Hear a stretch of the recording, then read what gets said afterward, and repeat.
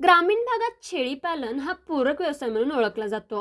परंतु सांगली जिल्ह्यातील खानापूर तालुक्यातील बामणी गावचे प्रगतशील शेतकरी तेजस लेंगरे यांनी या व्यवसायाला केवळ टिकाऊ नव्हे तर करोडोंच्या उलाढालीचा नफ्याचा व्यवसाय करून दाखवलाय. फक्त 2 शेळ्यांपासून सुरू झालेला त्यांचा प्रवास आज असंख्य शेतकऱ्यांसाठी प्रेरणादायी ठरले आहे. 2006 मध्ये तेजस यांनी आफ्रिकन बोर जातीच्या एका नर आणि एका मादीपासून शेळीपालन सुरू केले. सुरुवातीला त्यांना अनेक अडचणींना सामोरे जावं लागलं. वारंवार आजार, मृत्यू आणि लोकांच्या नकारात्मक बोलण्यामुळे अनेकदा व्यवसाय सोडून द्यावा असं त्यांना वाटलं, मात्र त्यांनी हार मानला नाही. 2009 मध्ये एकाच वेळी 2 लाख रुपयांची कमाई झाली आणि हाच क्षण त्यांच्या आयुष्यातील टर्निंग पॉइंट ठरला. आज त्यांच्या महाकाली गोट फार्म मध्ये जवळपास 350 आफ्रिकन बोर शेळ्या आहेत. वार्षिक उलाढाल 1 कोटींच्या वर जाते, तर त्यापैकी 20 ते 25 लाख खर्च वजा करता 70 ते 80 लाखांचा निव्वळ नफा त्यांना मिळतो.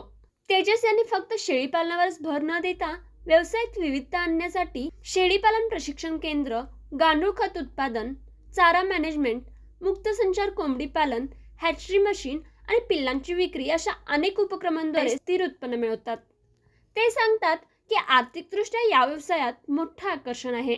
त्यांच्या फार्ममध्ये मादी पिलांची विक्री अंदाजे 2000 रुपये प्रति किलो तर नर पिल्लांची विक्री 1000 रुपये प्रति किलो केली जाते.